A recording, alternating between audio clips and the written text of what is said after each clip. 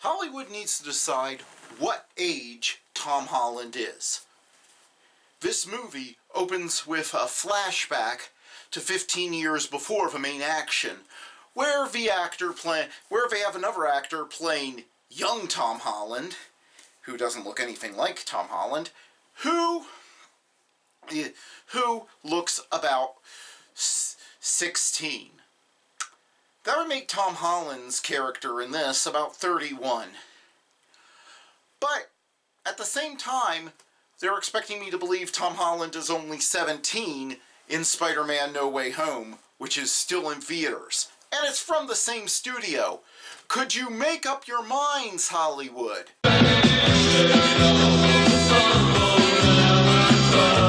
Okay. Well, I don't expect much from this type of movie. I just expect a decently entertaining, by-the-numbers film. That's it. I was just expecting a by-the-numbers movie vaguely based on a video game.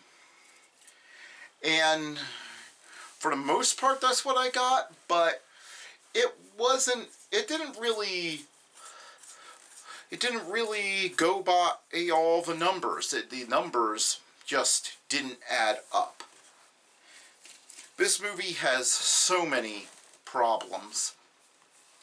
If Sony is expecting to use this to launch a new cinematic universe or film studio or whatever that big PlayStation Movies logo was at the beginning of this, yeah, this really starts with a logo where they're basically just showing video game characters and threatening that all of them will be made into movies at some point.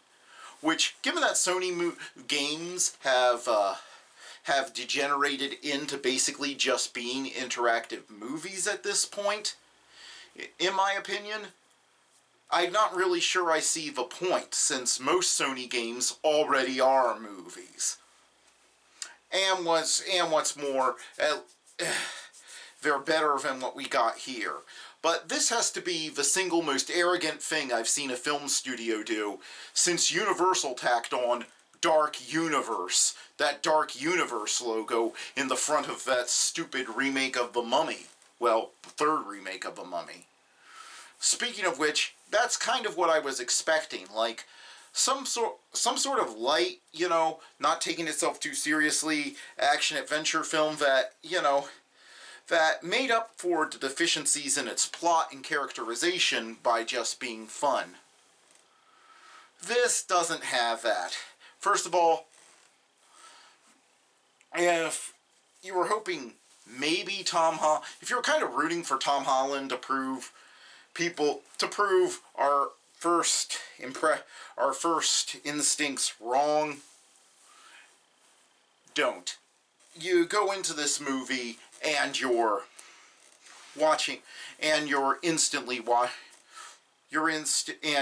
it's instantly clear he's just playing Tom Holland.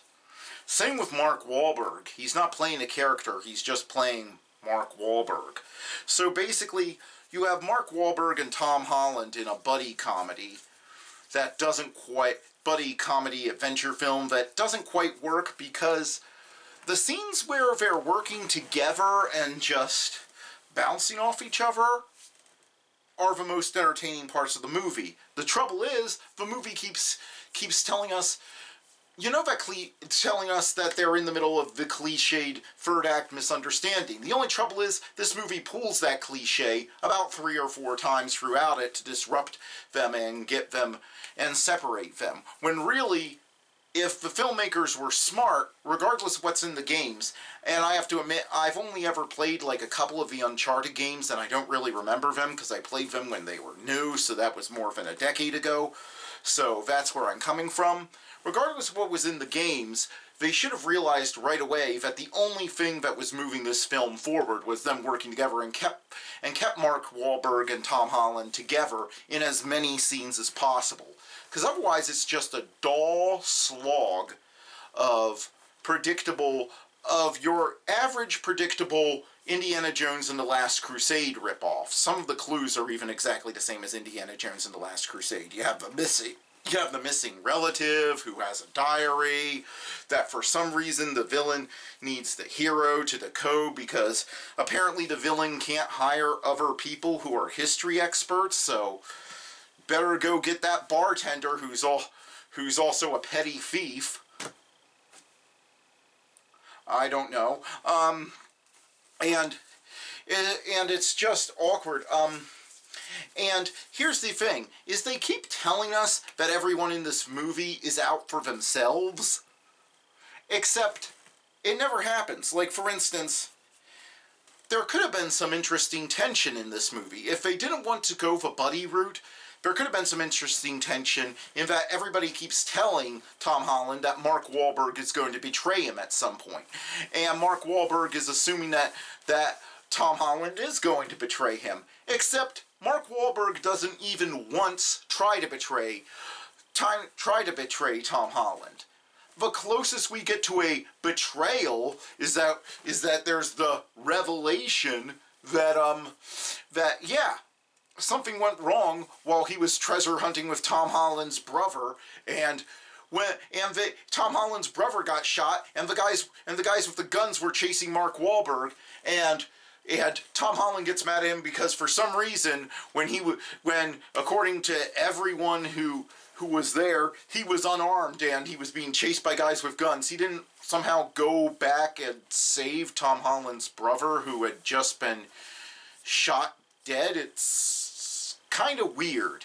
It's kind of weird that that's the betrayal, but here's the thing. Tom Holland everybody keeps acting like, before Tom Holland knows this, Tom Holland keeps acting like he's expecting Mark Wahlberg to betray him or something. This doesn't help. This doesn't help at all. It leads to inconsistent characterization, and it's just like, no, they should have shown somewhere earlier in this movie that he's betraying him. The most that happens is that there's a really bad heist scene, and I mean extraordinarily bad, in that they set up that they're going to pull off some cool heist, and then, oh yeah, some guy bursts in on them, big into a fist fight, and then they just grab the thing, and oh, don't worry about security cameras, all of that. Yeah, no, none of that. Nothing clever goes on in this scene. Just punch, punch, punch, punch, grab, run. And again, yeah, Mark Wahlberg is separated from Tom Holland by like a couple of dozen security guards, and I guess this is supposed to be what shows us that he's untrustworthy. The fact that that an unarmed Mark Wahlberg with a super assassin after him and dozens of security guards between him and Tom Holland doesn't go back for Tom Holland, but then again, they've already demonstrated at this point that Tom Holland can take care of himself, and Tom Holland meets him at the getaway car with no trouble, and Mark Wahlberg doesn't seem at all upset or off-put by this, and he's just like, I knew you would make it, and then when Tom Holland asks for the loot, he just hands it over without an argument. So, again, how is this guy untrustworthy? He seems to have no trouble with Tom Holland holding on to the loot. The only times he does anything selfish is when there's nothing else to do, and I assume since they were going to different areas of this auction house that this heist was being pulled off in, I assume their entire plan, I mean, they don't tell us what their plan was, so I don't know, but I would assume that this plan originally called for them to each make separate getaways anyway. And yeah, from the beginning, you know you're in trouble because it's like, I know I was in trouble because it starts off with an action scene that's like a bad CGI version of the climax to the James Bond film The Living Daylights, which came out 35 years ago. Except in The Living Daylights, instead of CGI people on CGI props, it was real people on real props. And there was a kinetic energy to it. Also, James Bond wasn't apologizing for fighting back against the thugs trying to kill him. And yeah, so that gives you some idea of the quality of action in this thing, which isn't much. The best thing I can say about the action in this movie is there are a few scenes where they utilize Tom Holland's athletic abilities and have him swinging around like Earl Flynn. And those scenes those brief moments made me wish that there was a more lively action adventure film done in like the Earl Flynn swashbuckling style that they put Tom Holland in, because he seems to have the natural athleticism to pull off that sort of classic swinging from the ropes, you know, kicking guys, slashing at guys with swords. He has a real talent for that, but they didn't put it. But they spent most of the movie just having him talk and act like Spider-Man. There's literally no difference between Tom Holland's Nathan Drake and Tom Holland's Spider-Man. And it's just like the closest the movie tries to redeem itself with its villain, only to then ditch him. Antonio Banderas just makes me wish that I was watching a movie in this movie. Just makes me wish I was watching a movie about Antonio Banderas treasure hunting. Also, the villain's motivation isn't well explained. I mean, he kills his father because he wants to, but then his motivation was to prove to his father that he could find this long-lost treasure. So, doesn't he lose that motivation once he kills him? And what's more, they seem to make it pretty clear he's like, oh, I want to use this treasure to do good so that people will forget that my family did all these horrible things in the past. And it's like they realized in the third act while writing it, wait a second, is the audience really gonna be rooting against a guy as charismatic as Antonio Banderas and be rooting against him getting a treasure that technically does legally belong to his family and that he plans to help people with? Yeah, it's like somebody stepped in, and instead of rewriting everything they had done, they were like, "Oh, we can't do that. It's too late into production. So let's just have his chief assassin kill him." And then for some reason, she's able to command the loyalty of all of his men, and some reason she has access to all his money, which makes no sense. She has all his resources. Again, it makes no sense why. Now, if they had done something where I don't know. Maybe have her earlier. Maybe, yeah. And I know that this is a no-no nowadays, you know, because you can't have women using sex or anything like that. But to me, it feels like if this movie was made 20, 30 years ago, there would have been a scene of Antonio Banderas, you know, like sleeping with this assassin and him agreeing that they were partners, and then it turned out she was just seducing him so he would give her access to his bank accounts, and he would tell his men that in his absence they were to take orders from her, and then instead of killing him in front of his men, she kills him somewhere else and frames Nathan Drake. That's how if I was told that I had to make this switch in villains, that's how I would have written it. Because then you explain how she's got his money, you explain how she's got his loyalty to his men, and if she frames Nathan Drake for a murder, you turn up the screws going into the third act on the hero. Instead, you have one of the most ridiculous action scenes of all time. I mean, good night. Do you know what it takes to preserve ships that were around in the 1800s? Yeah, wooden ships from the 1800s, it costs a fortune of constant maintenance to keep them running. Old ships from World War II, again, if you want to keep them in a dry dock in a museum and keep them from falling apart, it costs a fortune. These ships are 500 years old, made of wood, and somehow you're able to bang them into each other like two kids playing with toys. Yeah, I'm not caring about spoilers here. But yeah, and what's more, with all of this, it was still utterly forgettable. I mean, you have a female lead in this movie who apparently they couldn't figure out how to work her into the climax, so they just have her disappear. Yeah, she just leaves, goes to the wrong coordinates, and doesn't show up. And I kept expecting, I was like, okay, so she kind of betrayed them, so of course she's going to redeem herself. Of course she's going to show up in the... Of course there's going to be that scene where the bad guys have them cornered or something, and then all of a sudden she's going to show up in her speedboat. I mean, she's going to show up in her speedboat and, you know, help them, and then they're all going to... No, I mean, if you were going to do it that way, why didn't they just kill her off? I'm not for gratuitously killing off characters, but if you were just going to have her vanish halfway through the movie, wouldn't it have been more effective to have the villains kill her instead of, you know, you know, if you wanted to establish, because she disappears right at the end of Act 2, so wouldn't that again, if you had them get ambushed by the villains and she gets killed by the head villain who has just killed off Antonio Banderas, wouldn't that just up the stakes that much more in Act 3? This just feels like such an unfocused mess. I mean, it's not the worst thing I've ever seen. As I said, there is some entertainment value from Mark Wahlberg and Tom Holland interacting. And there are a few bits and pieces of action.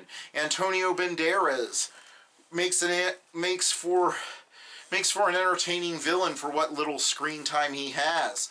Although again, it just makes me wish that instead of getting wussy apologetic action heroes like Tom Holland, we were getting, you know, 90s style action heroes who were cool, like Antonio Banderas. I mean, can you imagine how fun, entertaining, and a series of movies about Antonio Banderas trying to redeem his family's name by recovering treasures that they've hidden all over the world or something and returning them to their rightful owners or something like that.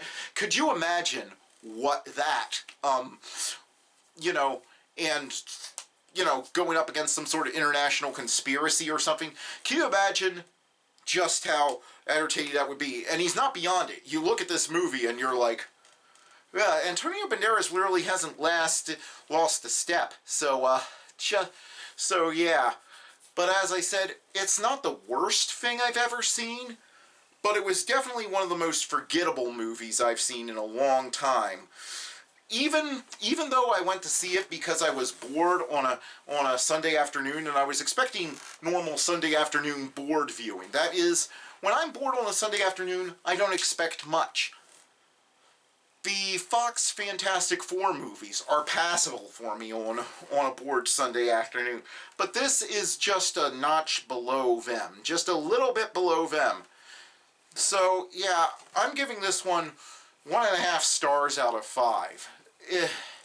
It just doesn't come together. They couldn't decide what they wanted. I feel like there were multiple writers and producers fighting over what this was going to be and trying to make it the ultimate thing to launch the PlayStation Studio. And thus they didn't end up with any sort of coherent vision of it. And thus, it may have doomed PlayStation Studios before it began. Ironically, that's the same thing that doomed the Dark Universe I just compared it to earlier. So, yeah. All I can say is, Tom Holland, learn to start saying no to Sony scripts. Just because Sony gave you your big break doesn't mean you have to say yes to every script they present you with. Olivia de Havilland won that right when she took Warner Brothers to court. So yeah, yeah, you can appreciate what somebody has done for you without having to sink your career in this stuff. And also get some range. Tom Holland. If I had one piece of advice for Tom Holland going forward, it would be adopt a part. Play a villain in something, and don't play it anything like you play Spider-Man. Do the sort of thing that, as I said, Matt Smith just did in Last Night in Soho, where maybe you start off with your Spider-Man persona and then you become the nastiest piece of work that anybody could imagine. That way, I don't know. That way you could. That way, if you have some range, you can show it. I don't know. But all I know is that this is not the movie you want, and I think and I think it's arrived pre-forgotten. Because as a palate cleanser, there was a showing of No Way Home right after this. That was the only ever movie that was starting right after this at the movie theater, and I just wanted to watch something to cleanse my palate of this. And the showing of No Way Home, which is on its 8th weekend, had was almost full, whereas this is opening weekend for Uncharted, and it was halfway empty. So yeah, whereas it was mostly empty. So yeah, I see this becoming a Redbox or streaming thing, and Sony, you're going to have to do better with your next PlayStation Studios movie if you don't want to be the next Dark Universe. So yeah, unless you're really bored, I would say wait for this to come to Redbox and then just rent it for $2. Watch it the weekend. But you'll probably want to use it as background noise because you can see every twist and every line of dialogue coming, so there's no point in paying attention to the screen. And just watch it that way. Well, thanks for watching. See you next time.